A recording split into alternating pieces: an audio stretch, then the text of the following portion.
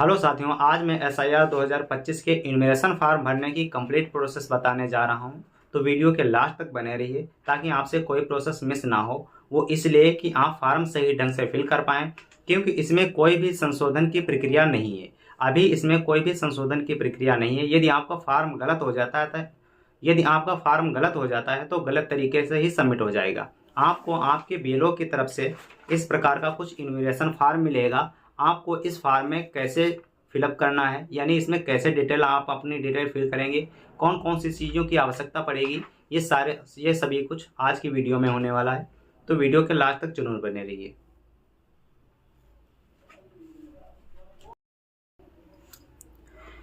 तो दोस्तों, BLO की तरफ से हमको कुछ इस प्रकार का फॉर्म देखने को मिलता है। आप लोगों को दिखाते हैं। इस प्रकार का फॉर्म देखने को मिलता है जिसमें हमारी डिटेल पहले से ये डिटेल पहले फिल होगी और यहाँ पे ये डिटेल फिर मिलती है। तो यहाँ पे मैं आप लोगों को यहाँ पे कंप्लीट डिटेल बता दूँ। यहाँ पे जब हमको इस प्रकार का फॉर्म मिलता है इनविजिलेशन फॉर्म, तो यहाँ पे पहले ये भारत निर्वाचन आयोग लिखा होता है, ठीक है। उसके नीचे गणना प्रपत्र और सेम उसके नीचे आपके BLO का नाम और उसकी डिटेल यहाँ पे देखने को मिलती है, यानी उसका कॉन्टैक्ट नंबर भी देखने को मिल जाता है। साथ में आपका जो इनविजिलेशन फॉर्म होगा उसमें कुछ प्री डिटेल यहाँ पे प्री फिल्ड डिटेल मिलेगी, यानी पहले से भरी डिटेल मिलेगी। यहाँ पे आपको एपिक कार्ड वगैरह फिल मिलेगा और उसके साथ में आपके यहाँ पे जो बूथ संख्या वगैरह देखने को मिल जाएगी। साथ में QR और आपका एक फ़ोटो मिल जाता है। साथ में यहाँ पे आपको वर्तमान फ़ोटो एक चिपकाना होता है जो पासपोर्ट साइज़ का होगा।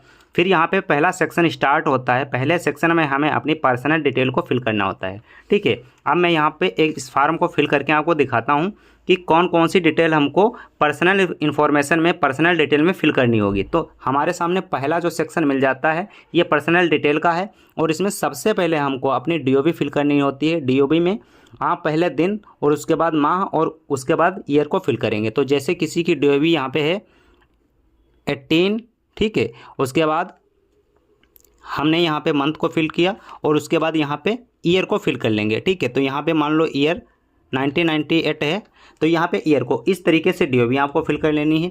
उसके बाद क्या करना है, आधार नंबर, यहाँ पे आधार की संख्या फिल कर लेनी है, ठीक है। तो मैं यहाँ पे सिंपल लिख रहा हूँ केवल आधार, ठीक है। यहाँ पे आपको आधार की संख्या फिल कर लेनी है। उसके बाद यहाँ पे आधार के बाद अपना मोबाइल नंबर फिल कर लेना है, ठीक है।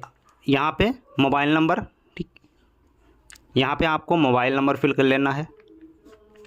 यहाँ पे मोबाइल नंबर फिल कर लेने के बाद नीचे सेक्शन में आपको पिता या अभिभावक का नाम, यानी आपके पिता का नाम यहाँ पे पढ़ना है, ठीक है। या आपके कोई संरक्षक हैं, अभिभावक हैं, उनका नाम यहाँ पे पढ़ना है। तो पिता का नाम यहाँ पे मैं डायरेक्टली लिख रहा हूँ, ठीक है। यहाँ पे लिखना है आपको पिता का नाम।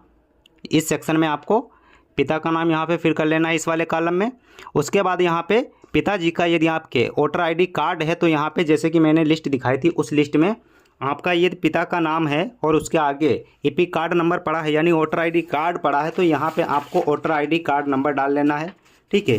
कुछ केसेस में होता है, कुछ केसेस में नहीं मिलता है। तो आपको यदि अगर एपिक कार्ड का नंबर मिल जाता है तो यहाँ पे एपिक कार्ड का नंबर फिल कर लेंगे इस तरीके से। तो यहाँ पे मैं अगर है तो डाल लेंगे, नहीं है तो कोई बात नहीं, ठीक है। यहाँ पे ये ऑप्शनल है, इसको यदि उपलब्ध है तो डाल लो, नहीं है तो कोई बात नहीं।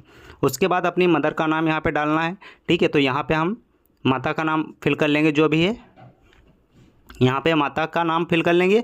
उसके बाद फिर यहाँ पे माता की जो है वोटर ID कार्ड है वो अगर आपके पास है तो इसको फिल कर लेना, अगर नहीं है तो इसको ऑप्शनल है, इसको भी छोड़ सकते हैं आप इस तरीके से। फिर आपके सामने नीचे 2 कॉलम आते हैं। पहला कॉलम है, ये दोनों कॉलम शादीशुदा लोगों के लिए है, मैरिड लोगों के लिए है। यदि आपकी शादी हो चुकी है तभी आपके लिए ये कॉलम है, नहीं तो आप इनको दोनों को स्किप कर सकते हैं, ठीक है। तो जैसे यहाँ पर शादी हो चुकी है तो लेडीज़ के केस में यहाँ पर हस्बैंड का नाम पड़ेगा, ठीक है। और उसके बाद उसकी ID पड़ेगी, या तो आपकी अगर शादी नहीं हुई तो इन दोनों को स्किप भी कर सकते हैं, ठीक है। उसके बाद आपकी पर्सनल इन्फॉर्मेशन जो है कंप्लीट हो जाती है। यहाँ पे देख सकते हैं इतनी ही डिटेल आपको फिल कर लेनी है और पासपोर्ट साइज़ का फ़ोटो लगाना है। जो ये फ़ोटो है इस तरीके के फ़ोटो आपको यहाँ पे वर्तमान फ़ोटो चिपकाएँ इस जगह पे लगा लेना है। और ये इन्फॉर्मेशन है जो यहाँ पे कंप्लीट फिल कर लेनी है। अगर आपके पिता का या माता का या किसी का भी नाम 2003 में SIR हुआ था उसमें अगर उसकी सूची में यदि आपका नाम नहीं है, आपके किसी पेरेंट्स का नाम नहीं है, तो उस केस में आप इतना ही फॉर्म फिल करके अपने BLO को सबमिट कर देंगे और यहाँ पे हस्ताक्षर कर देंगे। नीचे जो साइन लिखा है ये साइन करने के लिए बताया गया है। यहाँ पे आप अपने साइन कर लेंगे, ठीक है। या आप अपने किसी पेरेंट्स के साइन करवा लेंगे और उसके बाद आप BLO को सबमिट कर देंगे और BLO आपका जो है SIR कंप्लीट कर देगा।